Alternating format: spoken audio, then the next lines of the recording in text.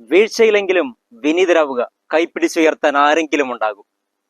ഒരിക്കലേ ഒരാൾ രാത്രിയില് ഇങ്ങനെ നടന്നു പോയിക്കൊണ്ടിരിക്കുക. അദ്ദേഹം മാനത്ത് നക്ഷത്രങ്ങളൊക്കെ നോക്കി വിശാലമായ ആകാശ സൗന്ദര്യമൊക്കെ നിരീക്ഷിച്ചുകൊണ്ടാണ് ഇങ്ങനെ പോയിക്കൊണ്ടിരിക്കുന്നത്. പെട്ടെന്ന് അദ്ദേഹം ഒരു കിണറ്റിൽ വീണു. ആൾമറയില്ലാത്ത ഒരു കിണറായിരുന്നു. അയാൾ അവിടെ കിടന്ന് കരയാൻ തുടങ്ങി. പെട്ടെന്ന് ഒരു സ്ത്രീ എവിടെ നിന്നോ ഓടി വന്ന് അയാളെ മുകളിലേക്ക് ഉയർത്തി രക്ഷപ്പെടുത്തി. മുകളിലെത്തിയ ഉടനെ തന്നെ അയാൾ ആ സ്ത്രീയോട് ഒരു നന്ദി പറഞ്ഞു. എന്നിട്ട് പറഞ്ഞു, വലിയ വലിയ മന്ത്രിമാരും കളക്ടർമാരും വലിയ ഉദ്യോഗസ്ഥരൊക്കെ വരി നിന്ന് പ്രസംഗം കേൾക്കുന്ന അത്രയും വലിയൊരു പ്രഭാഷകനാണ് ഞാൻ. ആയതിനാൽ നിനക്ക് ജീവിത വിജയത്തിലേക്കുള്ള വഴികൾ ഞാൻ പറഞ്ഞു തരാം. ഞാൻ ഒരു പ്രഭാഷണം നിനക്ക് തരാം. നീ എന്നെ രക്ഷപ്പെടുത്തിയതല്ലേ. ഉടനെ തന്നെ ആ സ്ത്രീ ചിരിച്ചുകൊണ്ട് ഇങ്ങനെ പറഞ്ഞു, 2 അടി മുൻപിലുള്ള ഒരു കുഴി കാണാൻ സാധിക്കാത്ത താങ്കളാണോ ജീവിത വിജയത്തിലേക്കുള്ള വഴി എനിക്ക് പറയാൻ പോകുന്നത്?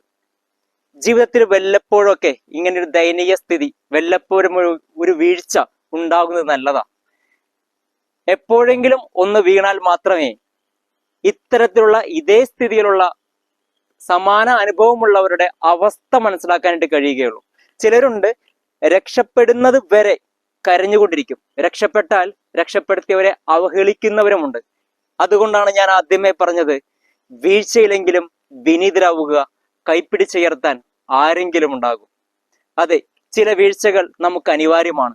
വീഴുമ്പോൾ വീഴ്ചയുടെ ചില കാരണങ്ങൾ കണ്ടെത്താൻ നമ്മൾ ശ്രമിക്കും. അതിൽ നിന്നും പുതിയ പാഠങ്ങൾ കൊണ്ട് ജീവിത വിജയത്തിലേക്ക് നടക്കാൻ നമുക്ക് ഉപകരിക്കും. ആയതിനാൽ വീഴ്ചയിൽ നിന്ന് പുതിയ പാഠങ്ങൾ കൊള്ളുക, അത് നന്മയ്ക്കായി പ്രയോജനപ്പെടുത്തുക. എല്ലാവർക്കും ഒരു ശുഭദിനം നേരുന്നു. നന്ദി.